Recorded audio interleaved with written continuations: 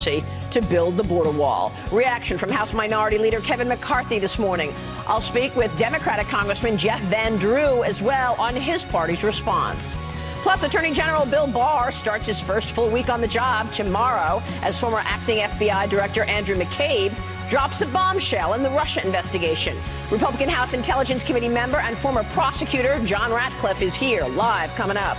We are awaiting word from the White House this morning as President Trump calls a meeting of his top trade negotiators as the clock ticks down on a March 1st deadline to reach a trade deal with China. The Hudson Institute's Michael Pillsbury is here. All of that and more as we look ahead right now on Sunday Morning Futures.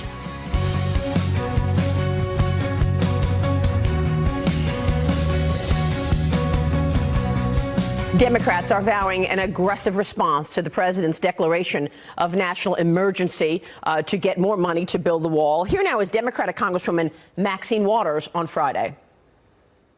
It's time for everybody to stand up, all hands on deck, to refuse this president these fake emergency powers that he'd like to have. And so I'm urging everybody, get together, rally in every community across this country all this weekend. Send a message to Washington, D.C.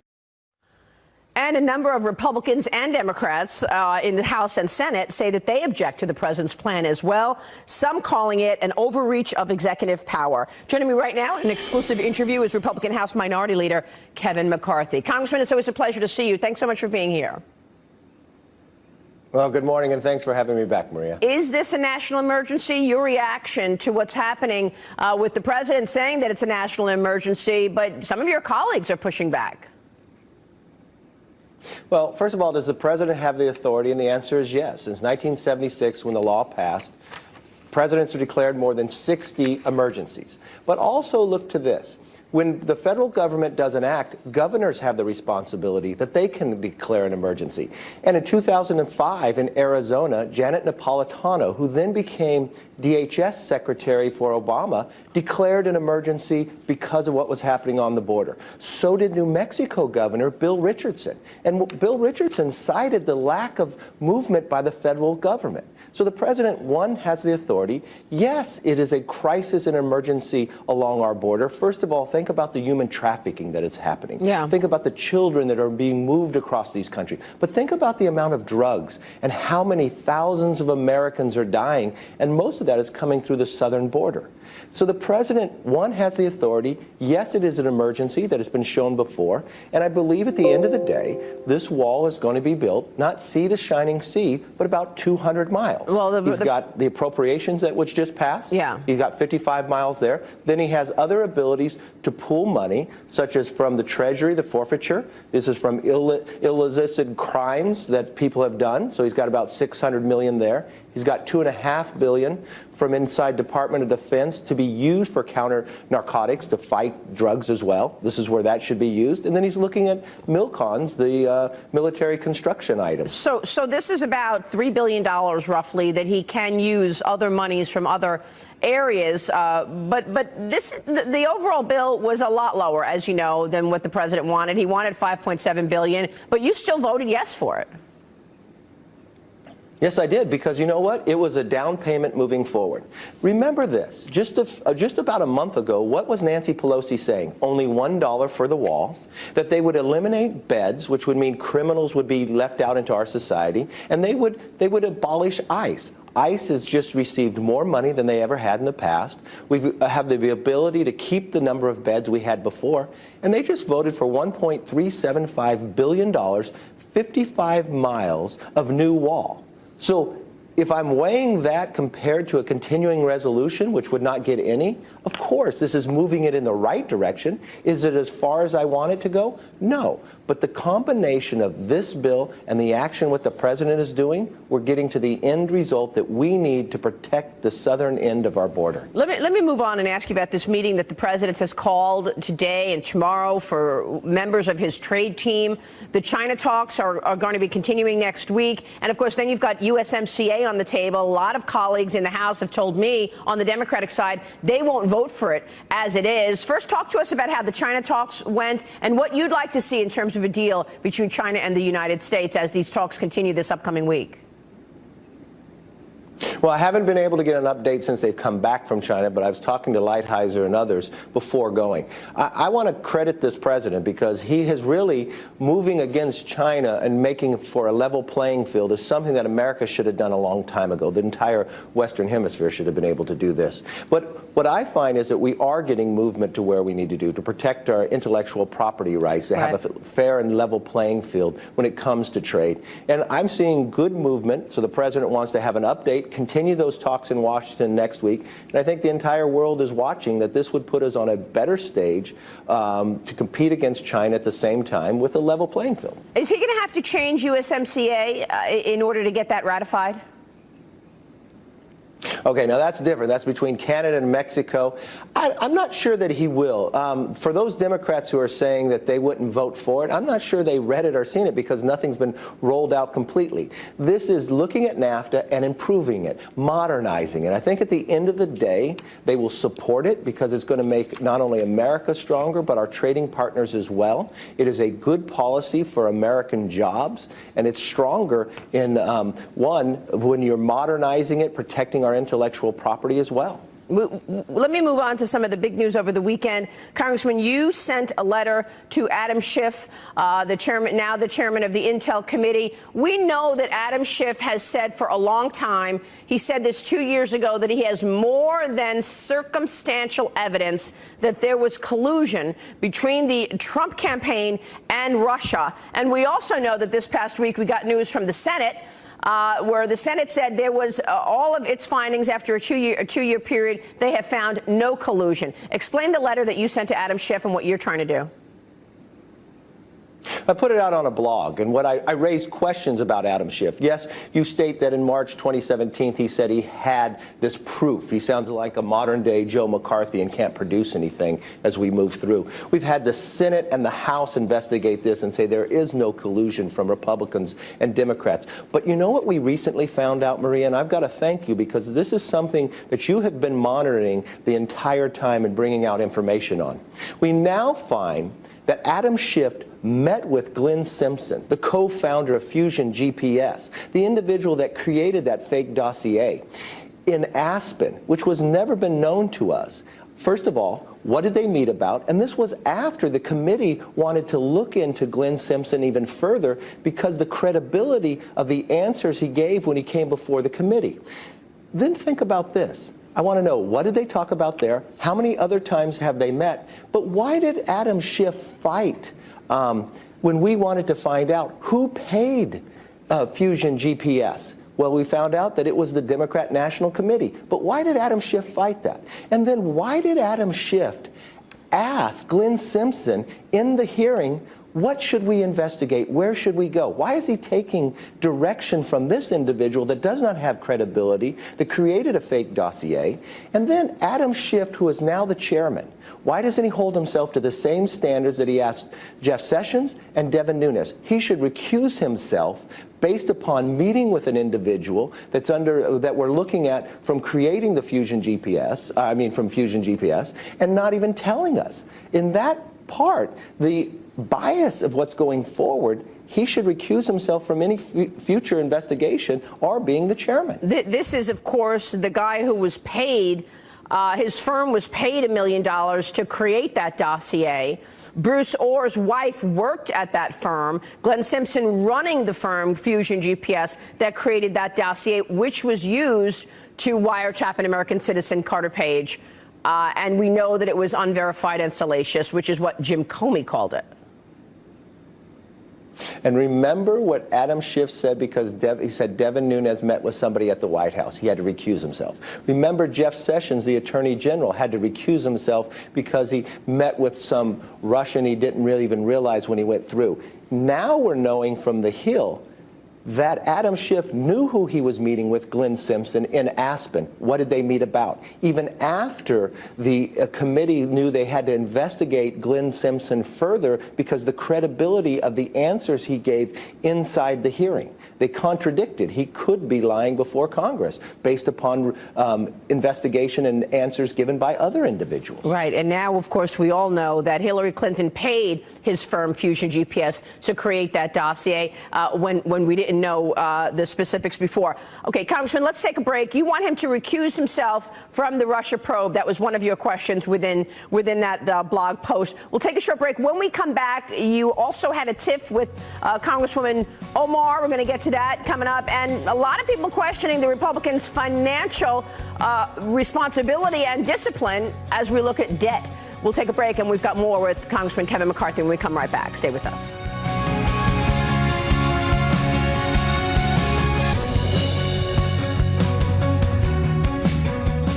Welcome back. We are back now with Minority Leader Kevin McCarthy this morning. And Congressman, we're ending that first block talking about the Adam Schiff situation. We should point out that we got compelling testimony from the number 4 guy at the DOJ, Bruce Ohr, who basically provided calendar notations and notes, which told us that, in fact, Glenn Simpson started meeting with Bruce Ohr back in August, and we know that the Democrats were saying that they hadn't met until Thanksgiving, which was important because it shows you when they actually started investigating President Trump. That's the key question of why we wanted to look at Simpson even further, because there's reports that his testimony is not the same matching, so the credibility there. But now you have a chairman of the committee privately meeting with him when the committee is going to investigate him further. That's bias. Yeah. And this is why he has to recuse himself, so the American public can trust any report that comes out of that committee or any investigation. This is a real challenge. He has to answer why, what did they talk about, and how many other times has he met with Glenn Simpson? Let me move on, because Congresswoman Omar made a remark. She said it's all about the Benjamins, which you reacted to, and then there have been calls for her to be moved off of the Foreign Affairs Committee because of her comments. You got in a tiff with her on Twitter. Tell us about it. Well, I had a press conference a week prior, and I was just talking about the Democratic leadership to a number of these new freshman Democrat congressional people, their anti-Semitic talk, the other items that they have been saying, and the leadership has been silent. And if they're silent, are they agreeing with this? In doing so, a reporter wrote about my press conference, and that's what Congresswoman Omar was responding to. But she was saying people were supporting Israel based upon receiving money, which is false. I thought, again, it was anti-Semitic. And finally, the Democratic leadership came out and said she should apologize. But there is something much further they should do. Congresswoman Omar sits on Foreign Affairs, and we've watched what she's done through investigations, through questioning and others. Right. She should be removed from that committee. When you watched what the Republican leadership had done when anybody on our side made some questionable comments and others, we removed them from committee. So it's a little telling to us why they would not act. Now, we acted on the floor. We added an amendment to a bill to make sure that America stands with Israel, that we do not support this type of language anywhere in the world, because we've watched what has happened in history in the past, and we will not let it repeat itself. Yeah, I know that you relieved Steve King of all of his committee assignments after remarks that he made. So we'll see if there's any movement here in terms of taking her off of Foreign Affairs. Real quick on debt, you've been the majority leader and now minority leader for several years, but over these years, a lot of people are questioning the Republicans' fiscal discipline. You are looking at $22 trillion in debt right now. What's the plan to start weaning ourselves off of debt as interest rates move higher, and the interest payments alone are quite substantial? This is the greatest threat to our country, Maria, and you're correct. Now, when we were in the majority and I had to hand that gavel back to Nancy Pelosi, in those 8 years, what Congress has real control over is discretionary spending. When I handed the gavel back, in those 8 years, discretionary spending was actually lower than when we were giving it to it 8 years ago. It's the mandatory side that's a real challenge, with the movement of the entitlements, the growth when you came to Obamacare, a new entitlement. And now you look to the Democrats, this new Green Deal that would add $3 trillion. This is a real concern, should be for all Americans. When we failed to actually reform and sustain what we need for the future, Social Security and others, by reforming Obamacare, we lost by that one vote, but the House was able to pass that. This is something that both sides should sit down and seriously take a look at, but not just look at, take action.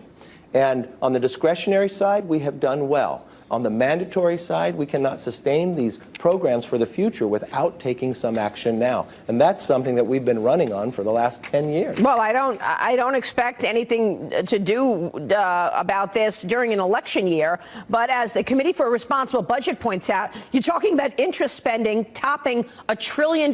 Interest spending alone. You need to do it now in election year. You have to be honest with the American people, just as we have been before we even took the majority. We laid out that we would protect Medicare, we would protect Social Security, because if you do nothing, it cannot sustain itself into future generations. And we laid our budget out where the Democrats attacked us, but the American people supported. We were able to pass that, but what the viewers need to understand, for any reform to happen, it takes 60 votes in the Senate. Right. It was the Democrats who have denied the ability to have this change, so the debt continues to grow. That continues to harm future generations, future opportunity. It is the greatest threat we face today for the next century being ours. Well, that's why, yes, we should tackle it now, not wait till after the election. We will be watching, Congressman. It's good to see you this morning. Thanks so much. Congressman Kevin McCarthy there. Democratic Congressman Jeff Van Drew is up next on the emergency declaration and his rejection of the Democrat proposal, the Green New Deal. We'll get reaction from the Democratic side next as we look ahead on Sunday Morning Futures. Back in a moment.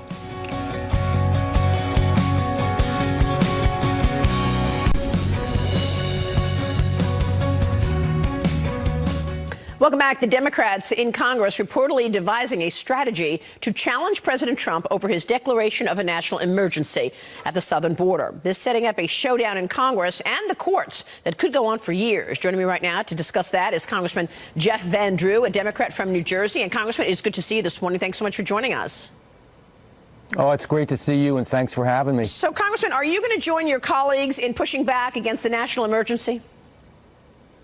Well, let me just say something real quickly. You know, when I believe the president is right, I support him, and I have supported him. When I believe he's wrong, I say that he's wrong. I'm not a real strong partisan, and I believe in bipartisanship.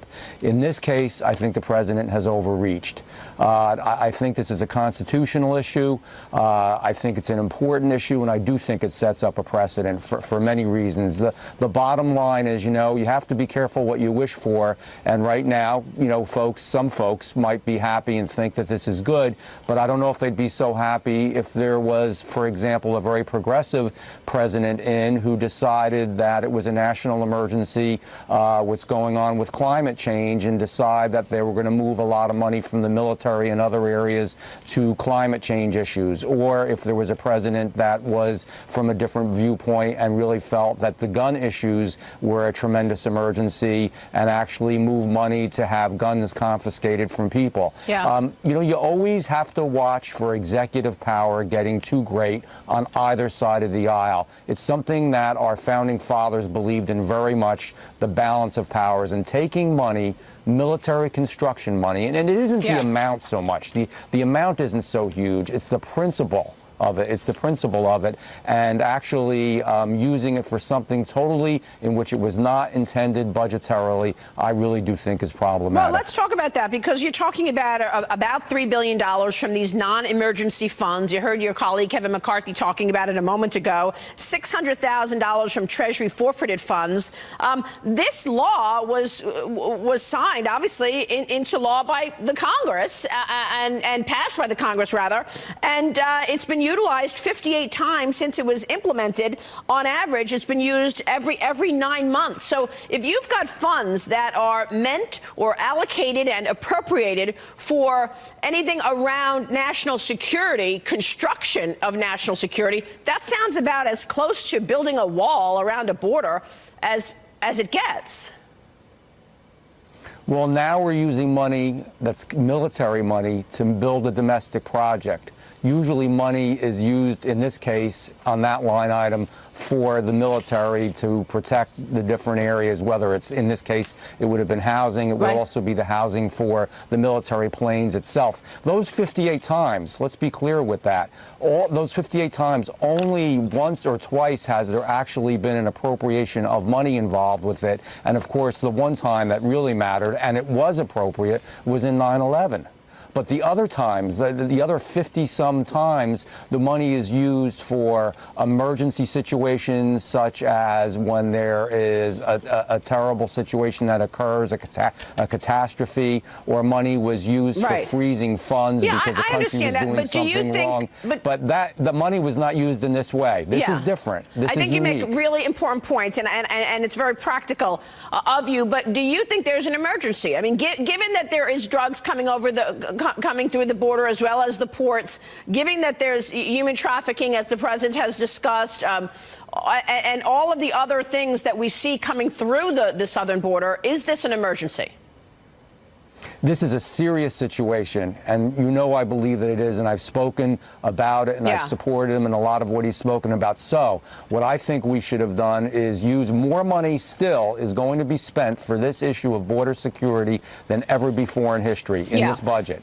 Let's use that money. Let's go forward. Let's get all the work done that we can with it. Let's keep the working group going. In fact, I really recommended having a working group where you didn't have elected officials necessarily. You had completely nonpartisan experts make more recommendations, and as we get into the next budget, allocate more money where and when needed. I don't think it is of such a nature that we really have a constitutional breach, and I think this is a real constitutional issue. And there are many Republicans that feel that way, and people that really strongly believe in the Constitution feel that way. Of course. And nobody should ever allow this to get mixed up with the other 50-some times that the emergencies were used. They were totally different situations that did not take the power of the purse away from the constitutionally dedicated area, which is Congress. And as you said a moment ago, you've taken sides when you think it's right or wrong. I mean, the Green Deal, you put out a statement about, you were against it. Your colleague Alexandria Ocasio-Cortez's $1 trillion plus deal for a green change.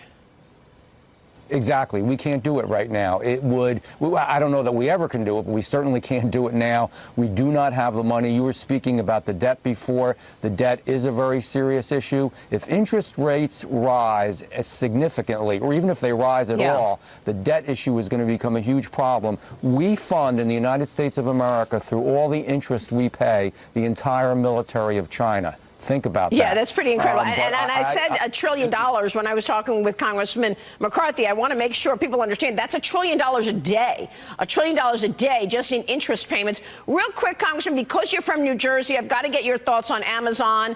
Obviously, they've changed plans because of the pushback from Alexandria Ocasio-Cortez and some of your other colleagues there. Would you like to see Amazon set up shop in New Jersey?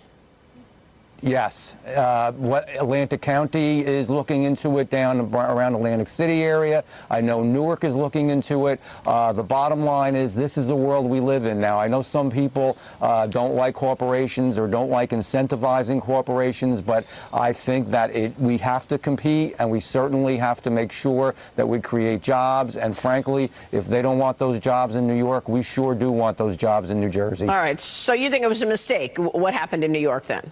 I do. I do. We can't be. We are still. I mean, we're going to have to make a decision in all seriousness as a nation, Republicans and Democrats. Are we an entrepreneurial capitalist nation and do we want jobs? That certainly has a safety net? And do we want jobs? And do we want to succeed? And do we want to compete? And do we want to see our people do well? Well, it's all very good questions. Yes. I think I know the answers as far as our viewers' personal feeling about that. Congressman, it's good to see you this morning. Thanks so much. Very important conversation there with Congressman Van Drew. Meanwhile, there are big new developments this morning in the Russia investigation amid reports of discussions removing President Trump from office. All of this as a brand new Attorney General Bill Barr set to begin his first full week on the job tomorrow with a very full plate. Member of the House Intelligence and Judiciary Committees, Congressman John Ratcliffe, a former prosecutor, is here. Next up, Sunday Morning Futures. Right back in a minute. Two cabinet members were, quote, ready to support an effort to remove the president from office. That is according to former top FBI lawyer James Baker in a closed-door testimony to Congress last fall. Baker said he was told by senior Justice Department officials that Deputy Attorney General Rod Rosenstein spoke of the two cabinet officials' support. I want to bring in right now Republican Congressman John Ratcliffe from Texas. He is a member of the Homeland Security and Judiciary Committees, as well as Oversight. And, sir, it is good to see you on the program this morning. Thanks so much for joining us. Morning, Maria. We want to get your take on this story. You are a former federal prosecutor, Congressman, and we learned some information this week on two fronts. The Senate told us that there was no collusion between the Trump campaign and Russia after 2 years of investigating this. And number two, Andrew McCabe, the former deputy director at the FBI, in an interview with 60 Minutes tonight, said that he launched the investigation into President Trump. Your reaction?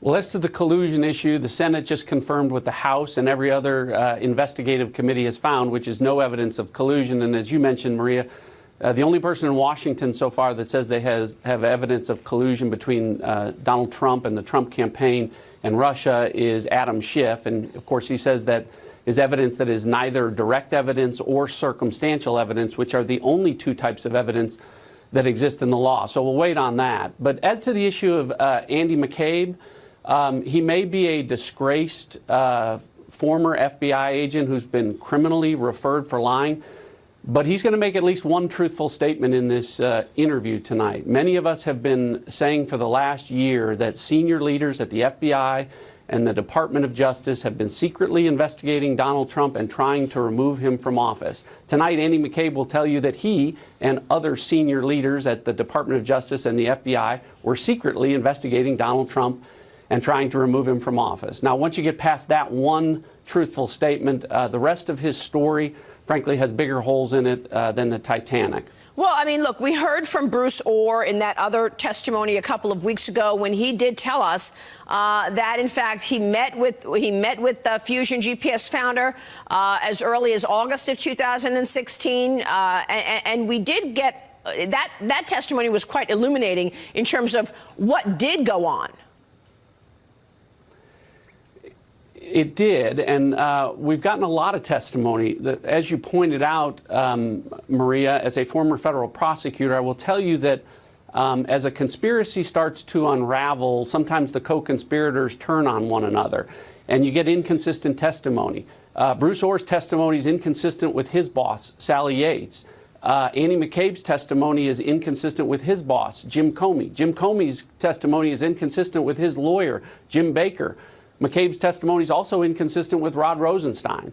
So you have all of these things that were taking place, and again, it underscores the point that there were senior officials at the Department of Justice that were the same officials that had undermined and prejudged Hillary Clinton as innocent, prejudged Donald Trump as guilty. Right. And they were the ones making the decisions in these investigations. So here we are beginning week one for the new Attorney General. He is now in the job, Bill Barr. Tell us about what you're expecting from him, because people would like to see accountability. And we should point out that Andrew McCabe is doing this interview around his book, but he has already been referred to by the Inspector General for criminal charges.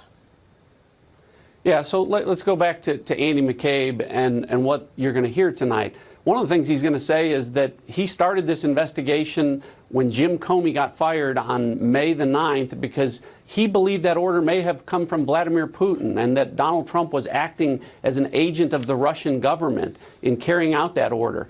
The problem for Andy McCabe is every newspaper in America reported that 8 days later, on May 17th of 2017, Andy McCabe was one of 4 people to walk into the Oval Office and interview with Donald Trump to become the FBI director. So how do you go from, I think you're an agent of the Russian government committing treason, to 8 days later, I think you're an agent of the Russian government committing treason, but I'd sure love a job working for you every day. So this is just part of the challenge that faces Bill Barr. I will tell you, it's an incredible challenge, but he has the opportunity to be perhaps the most consequential Attorney General of our lifetime. Because he's going to have the opportunity to try and restore the American people's confidence in a Justice Department that has been torn apart by the darkest chapters that have been written under the Comey, Lynch, McCabe era of the Justice Department and its component agencies like the FBI. I would certainly hope that that in engaging in doing that, the first order of business for Bill Barr would be to address the byproduct of those senior leaders at the FBI and the Department of Justice that were trying to undermine the American election of 2016, and that byproduct is the Mueller investigation. Right. If Bill Barr's first action, Maria, is not to bring in Bob Mueller and say, you know, the American public has been consumed with this for 2 years, and this idea of collusion between Donald Trump and the Russians. After 2 years, either you have evidence of it or you don't. And if you do, let's see it. And if you don't, let's make that clear to the American people so all of this can end and we can move forward with what the Department of Justice should be doing. Yeah, but in the meantime, you've got people like Adam Schiff saying they're not going to slow down. They're going to expand the investigations into President Trump right now. Congressman, stay with us. I want to ask you about that, but I also want to ask you why you voted against the bipartisan border security deal. We'll talk about that right after this short break. Stay with us. More John Ratcliffe next up. We're back with Texas Congressman John Ratcliffe. And Congressman, we just ended our last block talking about what will be on Bill Barr's plate. Do you think we'll see accountability? And what about Adam Schiff and the Democrats vowing to pursue investigating every corner of President Trump's life? Well, I certainly hope there's accountability. Bill Barr pledged that there would be during his confirmation hearing. He said he was troubled by a lot of the developments that have now become public, and he promised Senator Graham and others at his confirmation hearing that he would get to the bottom of that, and we intend to hold him accountable to that standard. As to Adam Schiff, again, it remains to be seen whether or not Adam has this secret collusion evidence that he hasn't been able to produce up to this point. But what we do know Adam Schiff does have is a conflict of interest under a standard that he created. Remember, he said that Devin Nunes needed to recuse himself because of a perceived bias with regard to the Russia investigation.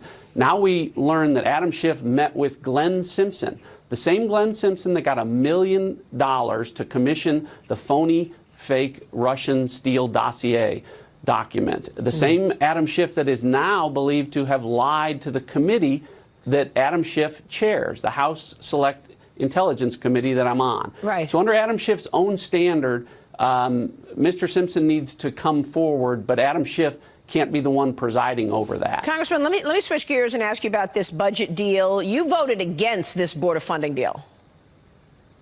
I did. Why? Because the president, as commander-in-chief, said he needed $5.7 billion to fulfill his primary role, securing the sovereignty and integrity of our territorial borders, to provide for the common defense, the one thing that we have a federal government for. Congress gave him a quarter of that, $1.4 billion, woefully short of what's needed. So I certainly wasn't going to support that, and I am going to support the president, again, meeting his constitutional obligations. Again, Right. The Constitution says it in the preamble. And as you pointed out, Maria, the National Emergency Act created by Congress also gives him that authority, and he's testing it. Listen, if the Supreme Court says that that's improper, Donald Trump will abide by that. But I appreciate the fact that he's being relentless with respect to his desire to secure the sovereignty and integrity of our territorial borders. Yeah, relentless to the extent that people are saying it's not lawful. You just heard what Congressman Van Drew said. Walk us through this money, this $3 billion that is available to him, and your reaction to some of your colleagues saying it's the wrong move, constitutionally speaking, to declare a national emergency, to use this money. Well, as you pointed out already, Maria, the National Emergency Act was created by Congress. It has been used, I think, 58 times.